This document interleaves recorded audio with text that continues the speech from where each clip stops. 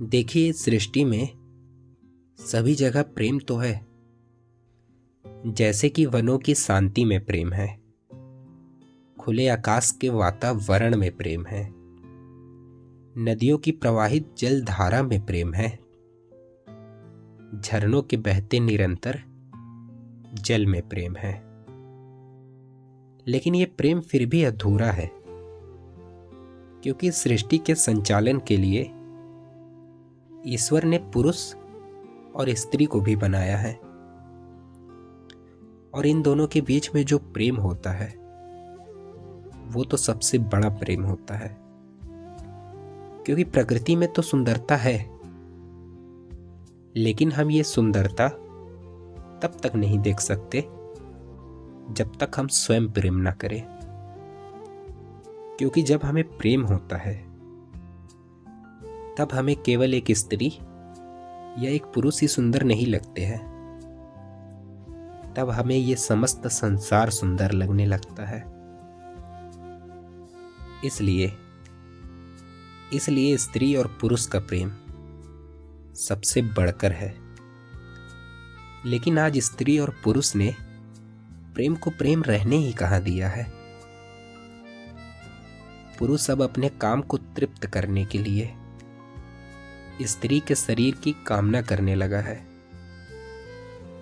और वहीं एक स्त्री अपनी संस्कृति भूलकर अर्धनग्न होने को ही अपनी स्वतंत्रता समझने लगी है।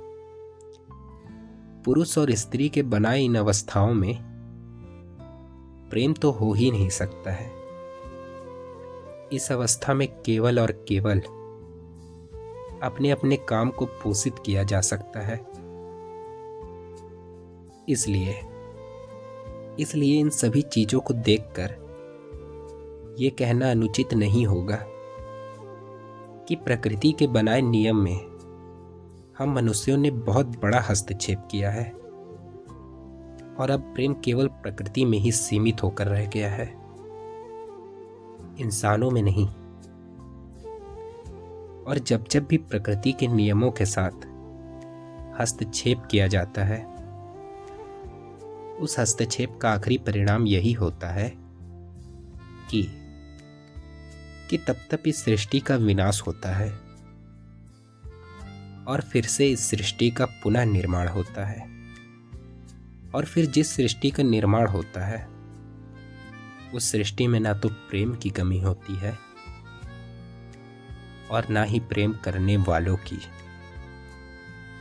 इसलिए मैंने इस कविता के प्रथम भाग में कहा था, प्रेम से ही सृष्टि का संचालन होता है, और अगर प्रेम ना हो तो ये संसार प्रेम के अभाव में तड़प तड़प कर मर जाएगा, तड़प तड़प कर मर जाएगा।